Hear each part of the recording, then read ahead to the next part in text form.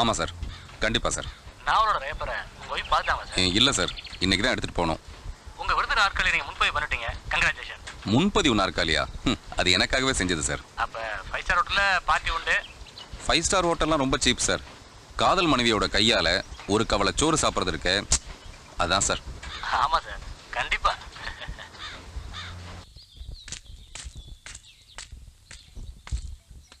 எப்போ வந்தடா? ஏன் வெளியிலே உட்காந்துட்டீங்க? அம்மு,